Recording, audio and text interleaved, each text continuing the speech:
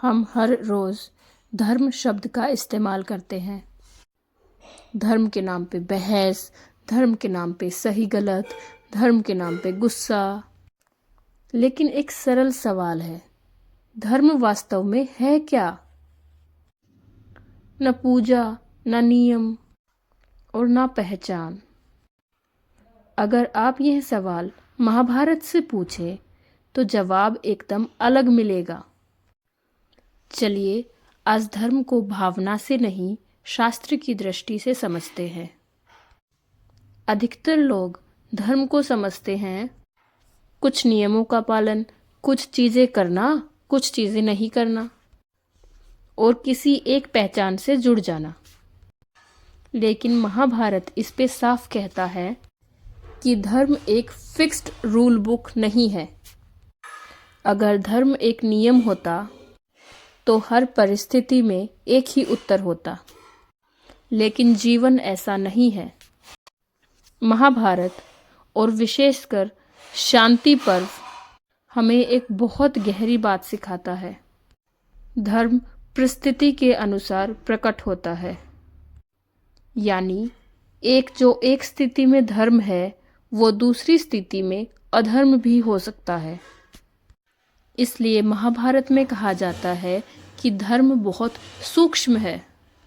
सूक्ष्म यानी सतह पर साफ नहीं दिखता, ये सोच और विवेक मांगता है। महाभारत के अनुसार धर्म का अर्थ है उस परिस्थिति में ऐसा निर्णय लेना जो कम से कम हानि करे, अधिकतम संतुलन बनाए और मनुष्य को भीतर से तोड़े नहीं। धर्म आदर्श नहीं मांगता, धर्म जिम्मेदारी मांगता है। महाभारत में कई बार धर्म के दो रास्ते सामने आए हैं। एक रास्ता नियम के अनुसार सही और दूसरा रास्ता परिस्थिति के अनुसार सही। धर्म का निर्णय बाहर से नहीं बल्कि अंतरात्मा और विवेक से होता है। कर्तव्य से भागना अधर्म है, लेकिन अहंकार में किया हुआ कर्म भी अधर्म है। इसलिए भगवत गीता धर्म को जोड़ती है कर्तव्य, विवेक और निस्वार्थता से। आज के जीवन में धर्म यह नहीं कि आप क्या पहनते हैं, क्या खाते हैं या किस पूजा को मानते हैं। धर्म का अर्थ है आप कठिन परिस्थिति में किसका चुनाव करते हैं। जब सच बोलना नुकसान पहुंचा सकता है, जब चुप रहना आसान है, जब सही रास्ता कठिन है, उसी क्षण का निर्णय धर्म है।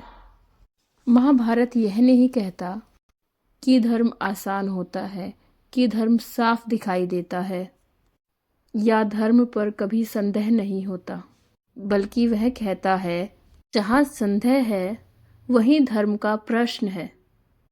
महाभारत के अनुसार धर्म कोई लेबल नहीं और धर्म प्रदर्शन नहीं है, बल्कि यह वह साहस है जो कठिन सही को चुनता है, बिना यह पूछे कि लोग क्या कहेंगे।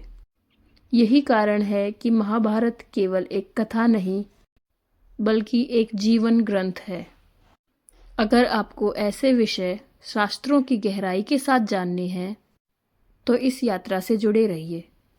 अगली वीडियो में हम बात करेंगे कि भगवत गीता तनाव और चिंता के बारे में क्या कहती है। धन्यवाद।